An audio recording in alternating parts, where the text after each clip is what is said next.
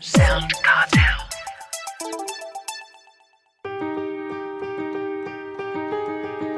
From SoundCartel, I'm Nicole Goodman, and this is Business Essentials Daily.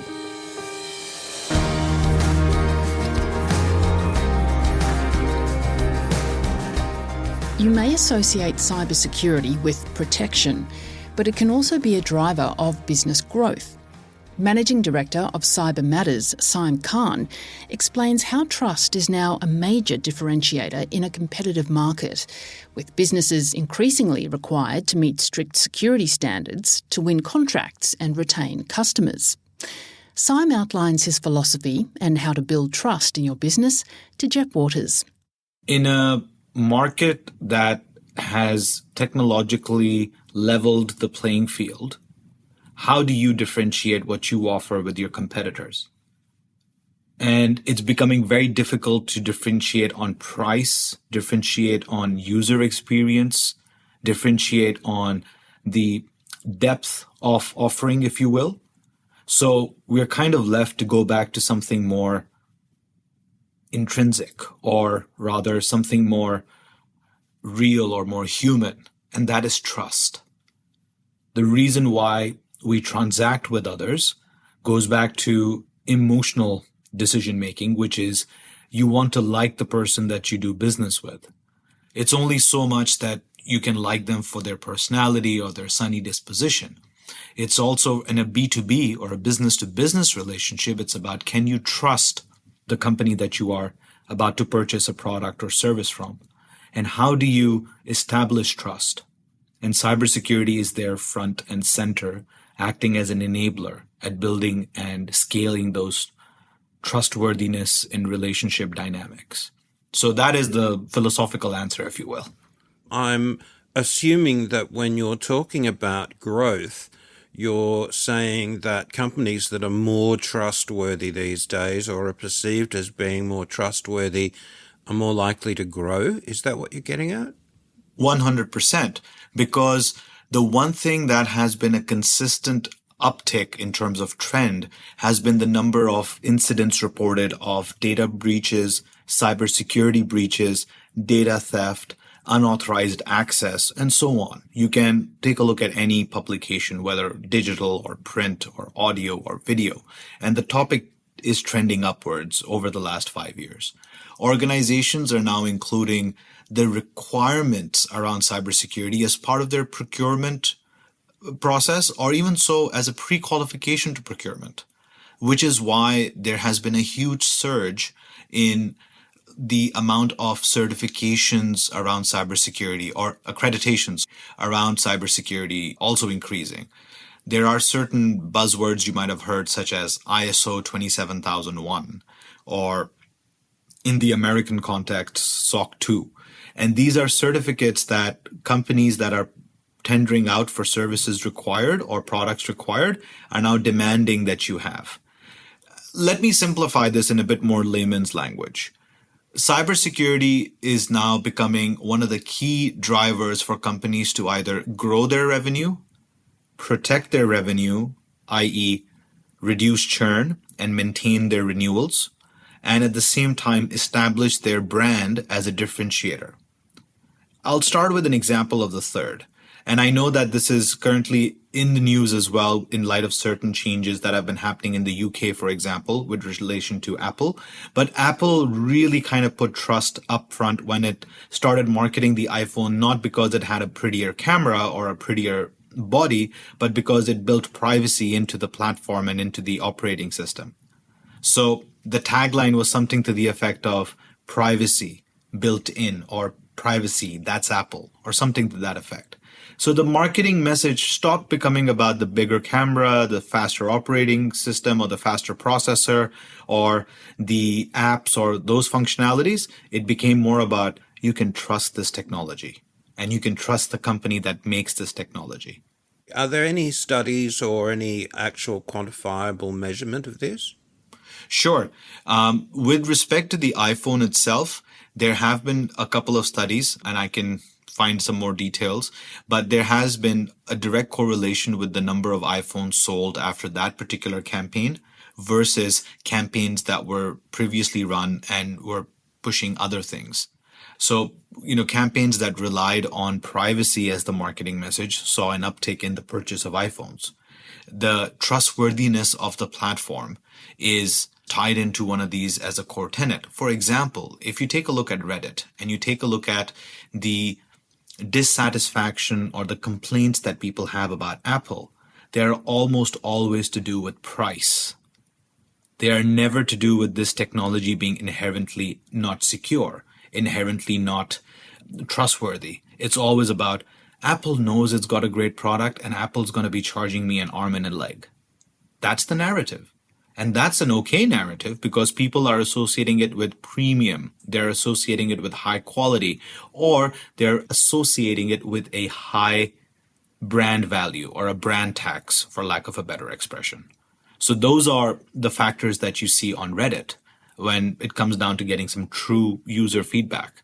So now tie this back to businesses. Let's talk about a New South Wales specific context. If you would like to deal with the New South Wales government as a supplier of services or products, you need to be on certain procurement panels. All of those procurement panels have a dedicated cybersecurity and an information security prerequisite criteria. If you do not meet that criteria, you do not qualify. Straight off the bat, you're off the list, or you're not even going to be considered. That's a very specific example for government.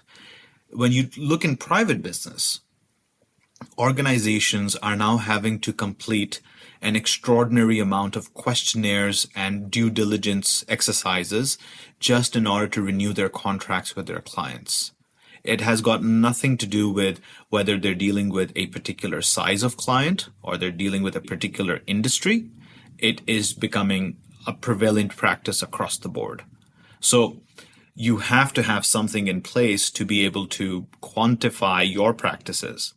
And more often than not, it is more to do with the fact that these questionnaires almost always start in the following structure. Do you have a certification in the form of an ISO certification, or have you completed a SOC 2 audit? If yes, skip to the end of the questions. If not, proceed to answer the following 75 questions. So organizations can do this once a year, that's fine. But then organizations need to do this multiple times a month, multiple times a quarter. So it starts adding up into the cost of renewal. And it's a lot easier for them to go down a certification path, go through the ringer, so to speak, of making sure their practices are up to scale or up to scratch. They will benefit from a better security posture anyways. And at the same time, they're also guaranteeing that these renewals will go through without a hitch. For trying to go seek new business, this is the differentiator between you and your competitor. Let's use the often quoted widgets example. Let's say you're a widget maker. There are 17 other widget makers like you. Your product costs the same. Your features are almost the same. The differences come down to nuances in finishing, in ease of transaction. And you know what? With a lot of these new technological advances, ease of transactions becoming smoother across the board. And now security is one of those big ones. Correct. So the question then the widget maker has to think about is, how do I differentiate? So assume that you were a purchaser of such widgets and I was one of your potential suppliers.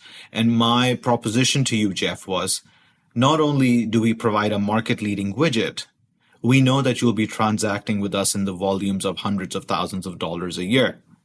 You are valuing the product, which we appreciate you for, but we also appreciate that you're placing a lot of trust in us. To support that trust, we guarantee that all the orders, all the accounting information, all the banking information that you share with us will be under lock and key, will be securely managed. We will never ask for any sensitive information outside of, how many widgets do you want this quarter, Jeff? And that's it. And then you're thinking, wow, they're really thinking about my needs and my data security. And if I also said, Jeff, as a purchaser of widgets, especially from the automotive industry, we know the challenges you have in cybersecurity. So let us be an enabler in making your life a little simpler by doing X. Saaim, I'm hearing all of this from the position of a small business owner who at the moment is struggling financially, has a huge amount of new government regulation to deal with and compliance issues.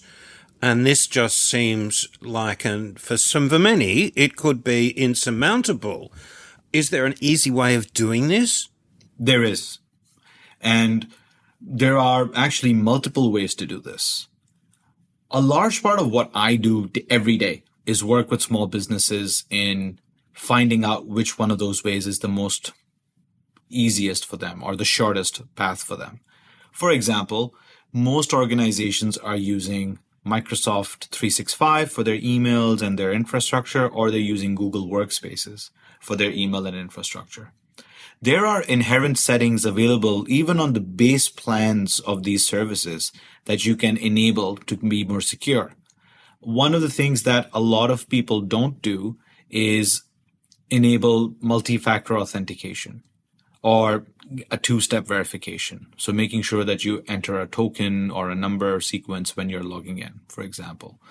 The other thing is a lot of people love storing stuff on the local laptop or the local computer. You need to be replicating your data in a secure cloud storage so that you have backup of your information. Most organizations in the smaller side don't use what's called a password manager. They use the same password, which they think is complex, across multiple applications and accounts. I'm just listing 3 of the very basic things that everyone should kind of have sorted by now. You can use a password manager. And by the way, in 2025, none of these things should cost you money. They're kind of just built into whatever you have. You can use a password manager for free. Multi-factor authentications included in your Microsoft or Google. The OneDrive or the Google Drives are included. So yes, there are quite a lot of things that you can do straight off the bat. As an organization, that's literally our bread and butter. We work with smaller businesses or emerging businesses to help them leverage these efficiencies, commiserate to their actual, spend and their actual technological expanded footprint, if you will. That was Saaim Khan, Managing Director of Cyber Matters.